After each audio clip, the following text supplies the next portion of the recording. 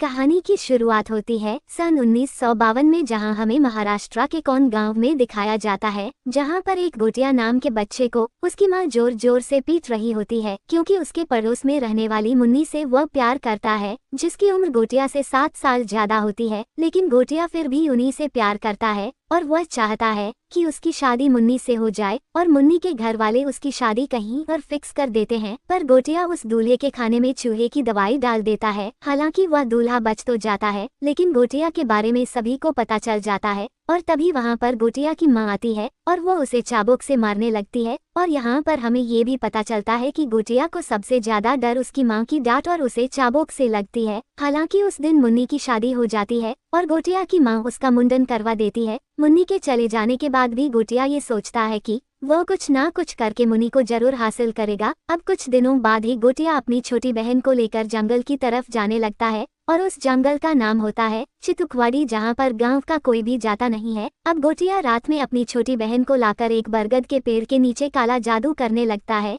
कुछ देर मंत्र बोलने के बाद में वह सीधा अपनी छोटी बहन पर ही हमला कर देता है और जैसे ही उसे वह मारने वाला था तभी उसकी छोटी बहन पूछती है कि मुझे क्यों मारना चाहते हो। तो गोटिया कहता है कि तुम्हारी बलि देने के बाद ही मुझे मुन्नी मिलेगी और काला जादू से मैं और मुन्नी हमेशा के लिए एक हो जाएंगे। अब गोटिया की छोटी बहन अपने बचाव के लिए गोटिया को धक्का मारती है, जिससे गोटिया का सर पेड़ से जाकर टकराता है। काफी गहरी चोट लगने की वजह से गोटिया की मौत वहीं पर हो जाती है और गोटिया की बहन डरकर गांव में जाती है और अपनी मां के साथ गांव वालों को भी लेकर आती है। वहां पर आकर सभी गोटिया की हालत को देखते हैं। गांव के पंडित कहते हैं कि ये तो अनर्थ हो गया, गोटिया ब्राह्मण परिवार का है और उसे मुंडन कराए 10 दिन भी पूरे नहीं हुए हैं। अब गोटिया की अकाल मृत्यु होने के कारण ये ब्रह्मराक्षस बन जाएगा और अगर ऐसा हुआ तो ये किसी के लिए अच्छा नहीं होगा। अब इसके लिए गाँव वाले गोटिया को उसी पेड़ के नीचे दफना देते हैं। अब बरगद के पेड़ के नीचे दफनाने के बाद में गोटिया पर मंत्र बोले जाते हैं और गोटिया का उस पेड़ के साथ बंधन किया जाता है ताकि गोटिया उस पेड़ से कहीं भी दूर ना जा सके।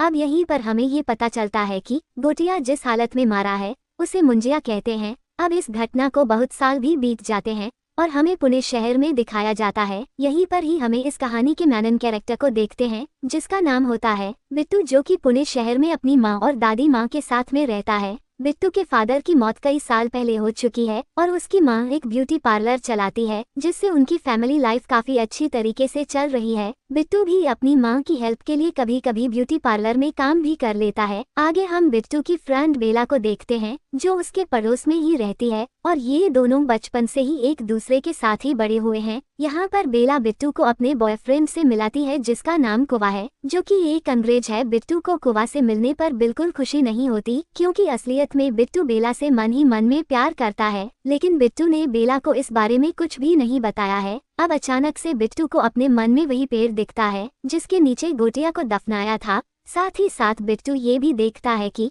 इस पेड़ में एक बच्चा है जो उसे बार बार बुला रहा है। ये जो ख्याल होते हैं वो बिट्टू को बचपन से ही आ रहे होते हैं। अब बिट्टू इस सब को इग्नोर करके अपने दोस्त से बाहर मिलने के लिए जाता है, जो कि एक सरदार होता है और उसका नाम होता है स्पाइबर्ग, एंड वो तरह तरह की यूनिवर्स की वीडियो क्रिएट करता है और बिट्टू अपनी लाइफ में काफी खुश होता है। फिर एक दिन अचानक से उसके चाचा की बेटी का कॉल आता है, जिसका नाम रिकू होता है। रिकू बिट्टू से कहती है कि मेरी शादी फिक्स हो गई है, इसलिए तुम्हें आना ही होगा। अब गांव जाने के लिए बिट्टू, उसकी माँ और उसकी दादी निकल जाते हैं।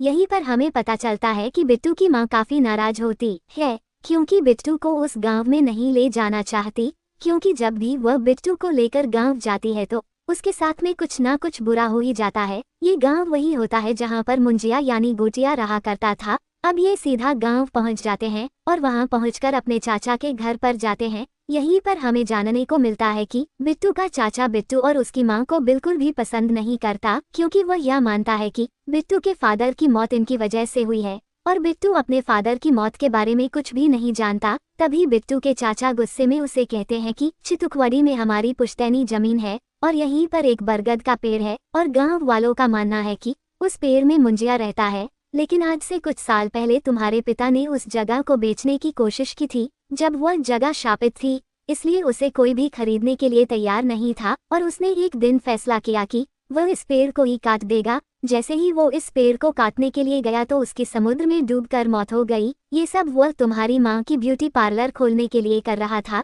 जैसे ही इन बातों को बिट्टू सुनता है, वो रोता हुआ बाहर आता है और अपनी स्कूटी उठाकर चितुकवाड़ी की तरफ चल देता है और चितुकवाड़ी पहुंचकर उस बरगद के पेड़ के नीचे चला जाता है जहां पर उसकी पापा की मौत भी हुई थी।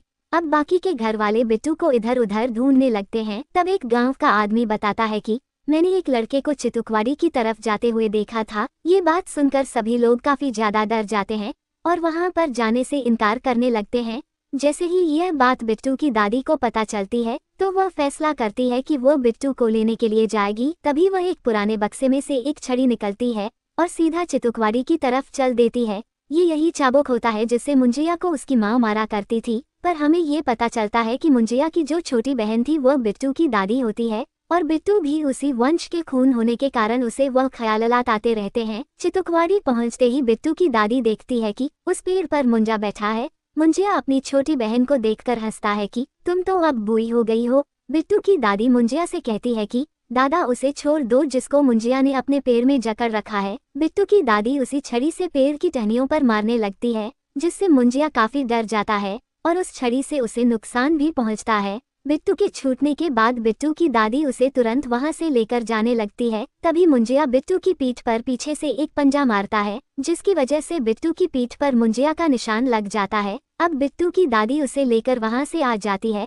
और बिट्टू से कहती है कि इन जैसे राक्षसों के सामने हमें कभी डरना नहीं चाहिए। वो लोग डर को ही अपनी ताकत बना लेते हैं। और यहीं पर बिट्टू की दादी उसे मुंजिया के बारे में सब कुछ बोलती है जिसे सुनकर बिट्टू काफी ज्यादा डर जाता है और हम अगले ही पल मुंजिया को देखते हैं जो उसकी दादी के पीछे आ चुका था। बिट्टू मुंजिया को देखकर एकदम हक्का बक्का रह जाता है। मुंजिया तुरंत अपनी बहन की गर्दन पकड़ता है और उसे मोड़ देता है जिससे बिट्टू की दादी की मौत वहीं पर हो जाती है। मुंजिया वहां से इसलिए बाहर निकल पाता है क्योंकि उसने बिट्टू की पीठ पर अपना निशाना बना लिया था और उसका चितुकवाड़ी से संबंध भी टूट जाता है। ये देख के बिट्टू बेहोश हो जाता है और हम इसके अगले सीन में बिट्टू को एक अस्पताल में देख पाते हैं। जैसे ही उसे होश आता है वो अपनी दादी के बारे में पूछता है। उसकी माँ उसे बताती है कि दादी अब नहीं रही। इस टाइम पर बिट्टू काफी ज्यादा डरा होता है इसलिए वह किसी को भी कुछ नहीं बता पाता। अंतिम संस्कार करते टाइम बिट्टू का चाचा उससे कहता है कि ये सब तुम्हारी वजह से हुआ है। इसके बाद बिट्टू की माँ बिट्टू को लेकर पुणे के लिए निकल जाती है। बस में हम देखते हैं कि मुंजिया भी उसके पीछे पीछे आ रहा होता है।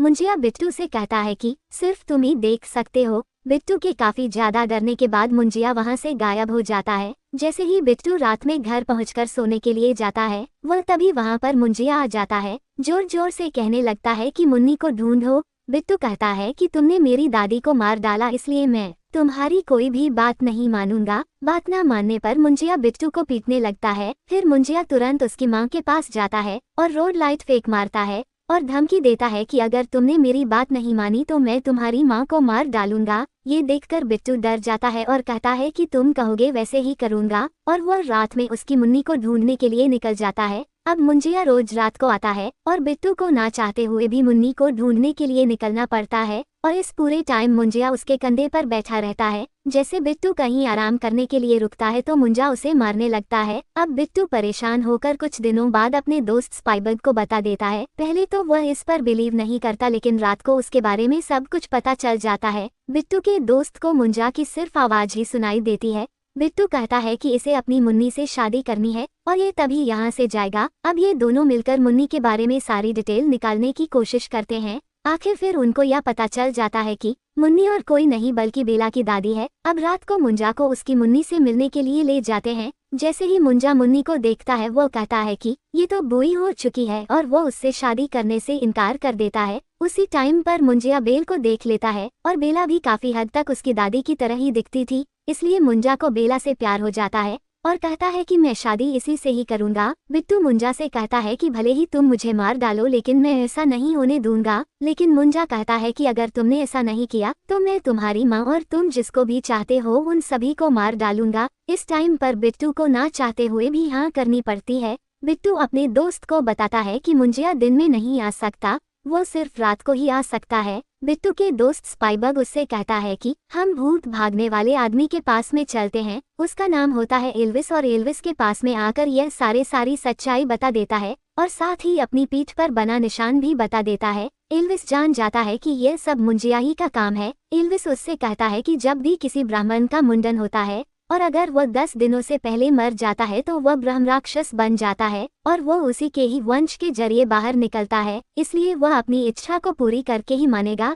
ये जो मुंजिया है वह बहुत ही ज्यादा शक्तिशाली है और हम इसे ऐसे ही नहीं मार सकते, तुमको उसे मारना है तो उसकी बात तुम्हें माननी पड़ेगी। जिससे वह शादी करना चाहता है उसे वहां पर ले जाना होगा और मंत्र बोलते हुए जेड जैसा निशान एक बकरी पर बनाना होगा और जैसे ही मुंजिया शादी करने के लिए उस बकरी में प्रवेश करे तो तब उसे तुम मार डालना है। अगर ऐसा नहीं हुआ तो उस लड़की को हमेशा के लिए ले जाएगा। और एल्विस ये भी कहता है कि मुंजिया से तुम्हें छुटकारा दिलाने के लिए मैं भी तुम्हारे साथ चलूंगा। जैसे ही मुंजिया रात में आता है तो बिट्टू कहता है कि बेला से तुम्हारी शादी करवाने के लिए तैयार हो। अब बिट्टू और उसका दोस्त बेला को गांव चलने के लिए किसी तरह कन्वेंस कर लेता है। गांव आने के बाद बिट्टू बेला को नारियल पानी पिलाता है जिसमें बिट्टू ने शराब मिलाई होती है। अब बेला को नशा चढ़ जाता है और वह अपने दोस्त के साथ में बेला को लेकर चितुकवाड़ी चल देता है। इसी बीच बिट्टू की कजिन सिस्टर को मुंजिया के बारे में पता चल जाता है और वो उसे देख लेती है क्योंकि वह भी उसी के वंश की थी। रिंकू भी उनके प्लान में शामिल हो जाती है और वो एक बकरी को उस पेड़ के नीचे ले आते हैं।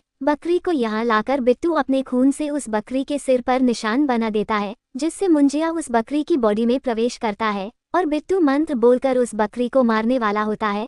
तभी बेला नशे में उसे बकरी के जैसे अपने सिर पर भी निशान बना लेती है जिससे मुंजिया उसकी बॉडी में इंटर कर लेता है।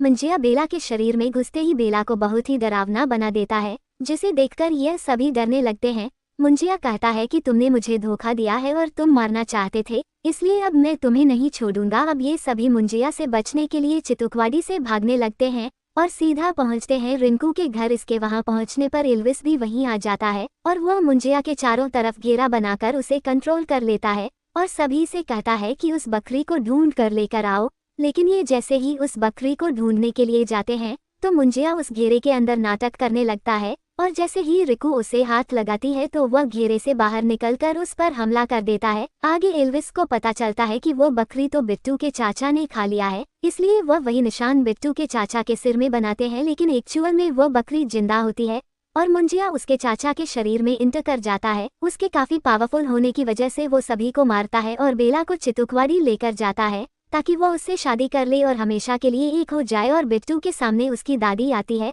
और कहती है कि तू जितना डरेगा वो उतना डर आएगा, सिर्फ तू ही बेला को बचा सकता है। और तभी बिट्टू को छड़ी मिल जाती है और वो उसे लेकर सीधा चितुकवाड़ी चला जाता है। वहां पर पहुंचकर उस छड़ी से मुंजिया को मारने लगता है। पहले तो वह काफी ज्यादा डर जाता है लेकिन वो उस पर हमला कर देता है और कहता है कि मैं ब्रह्मराक्षस हूँ। इसी बीच मुंजिया बिट्टू को काफी उठा कर पटकता है।